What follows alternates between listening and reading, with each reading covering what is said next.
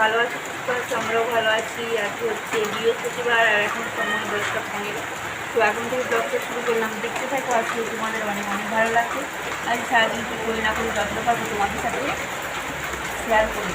আর বৃষ্টির আওয়াজ বৃষ্টি শুনতে পাচ্ছি। সকালবেলা কত সুন্দর রোদ বেরিয়েছিল, এখন বাপরে বাস কি জোরে বৃষ্টি হচ্ছে। মেঘটা অনেকক্ষণ ধরে উঠেছিল, ভালোই বৃষ্টি হচ্ছে। ঠিক আছে, তো চলো।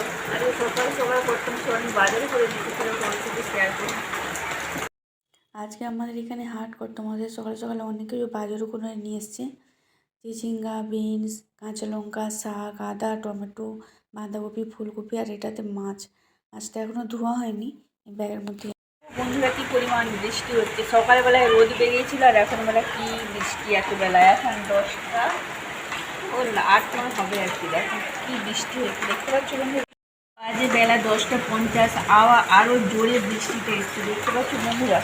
দেখো কী পরিমাণ বৃষ্টিটা হচ্ছে। তখন একটু কম হয়েছিল, এখন আরও জোরে বৃষ্টিটা এসছে। আজকে ভালোই বৃষ্টি হবে, কাল কিন্তু অতটা বৃষ্টি হয়নি দিনের বেলা, কিন্তু আজকে ভালোই হচ্ছে এখন পর্যন্ত। সকালবেলা কত সুন্দর রোদ বেরিয়েছে। আর আমি রান্নাটা বসালাম, এই শাক চচ্চড়ি করবো, মানে তুলবো বলে। এখানে বিনস, আলু আর বেগুন দিয়েছি চচ্চড়িটা একবারেই তুলে দেবো। অনেকটাই কড়াতে তেল আছে, আর তেল দেবো না, একবারে করে দিই। ঠিক আছে, তো চলো রান্নাটা করে নিই, আবার পরে রাখ। আমার রান্নাবান্না হয়ে গেছে বন্ধুরা। এখন আমি এই যে বড়া ভাজতেছি। আজকে তো নিরামিষের দিনে একটু ভাজাভুজি না হলে ঠিক খাওয়া দাওয়া হয় না। তাই যে কলাইয়ের বড়া ভাজতেছি। বাঁধাকপি আর আলু, কাঁচা লঙ্কা দিয়ে, বিশেষ কিছু দেইনি। ঠিক আছে, তো চলো। আজ দুপুরে রান্না হয়েছিল বড়া দিয়ে, আলু দিয়ে, সুটা দিয়ে টক ঝাল, আর লাল শাকের চচ্চড়ি। দুপুর 1টা, তো খাওয়া দাওয়া হয়ে গেছে। আর তখন তো জোর বৃষ্টি এসেছিলো, তো বৃষ্টিটা থেমে গেছে, কিন্তু এখনও মেঘ আছে। ছাদকে এলাম দেখতে কী অবস্থা, জামা কাপড় মিলবো না, মেঘ আছে। আবার কখন বৃষ্টি আসবে, অত বারবার আসা উঠানামা করতে পারবো না। ঠিক আছে, তো চলো আর দেখাচ্ছি আকাশ। দেখো মেঘটা দক্ষিণ দিক থেকেই আসে, তারপরে বৃষ্টি শুরু যায়। ওইখানে সূর্যি মামার আলো একটু একটু দেখা যাচ্ছে, কিন্তু মেঘে ঢেকে দিয়েছে। এই যে ছাদটা এখনও ভিজা, পুরো শুকোয়নি। আর এখান থেকে কতটা লঙ্কা তুলবো, মানে যেগুলো তোলার মতন হয়ে গেছে।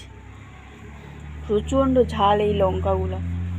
কাদের কাদের বাড়িতে এরকম লঙ্কার গাছ আছে অবশ্যই কিন্তু কমেন্ট করে জানাবে।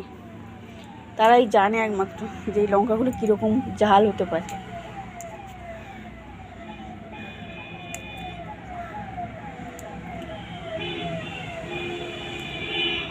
এই যে এতগুলো তুলেছি, তো চলো। আর হচ্ছে বিকেল 4টা 5, 4টা কি রোদ বেরিয়েছে।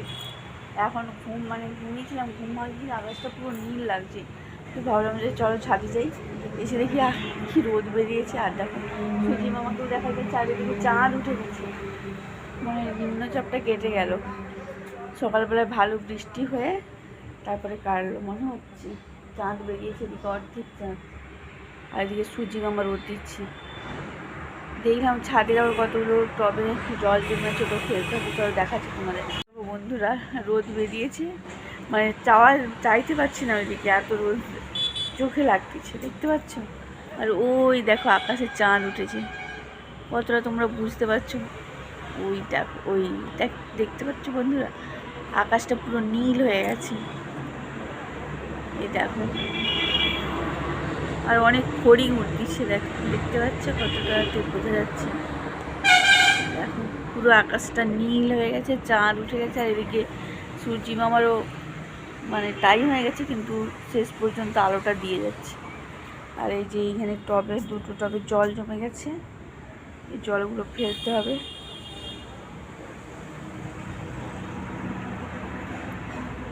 অপরাজিতার ফেলে এই গাছটাই উঠিয়ে দেবো। এই গাছটা একটাও ফুল হয়নি, শুধু টবটা দখল করে আছে। আর দেখো ওই ধান খেতে লাইট পড়ছে, মানে আলো পড়েছে, কত সুন্দর লাগছে দেখতে, বলো, দারুণ লাগছে।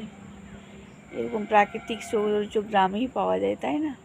দেখো কত সুন্দর লাগছে দেখতে। চলো, 4টা মতো বাজে। ছাদে তখন তো এসছি, ছাদের টবগুলো অনেকগুলো পরিষ্কার করলাম, কেন কি গাছ লাগানো হবে তো, আরও চারা হবে। ওই জন্য যেগুলো জঙ্গল হয়েছিল, অন্য গাছ ছিল, ছিল সব তুলে দিলাম আর কি। বৃষ্টি ভেজা মাটি ছিল, ওই জন্য তুলতেও সুবিধা হলো।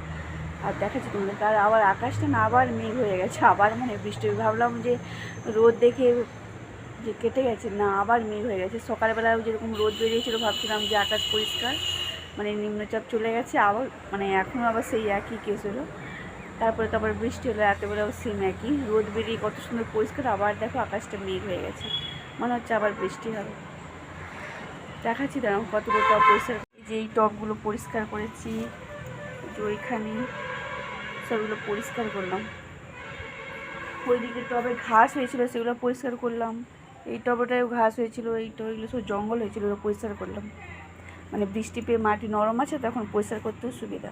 চলো আজকের ব্লগটা এই পর্যন্তই। ভালো লেগে থাকলে অবশ্যই লাইক কমেন্টস, আর অবশ্যই আমার চ্যানেলটা সবাই সাবস্ক্রাইব করবে। সবাই ভালো থেকো, সুস্থ থেকো, দেখা হচ্ছে নেক্সট একটা ব্লগে। টাটা।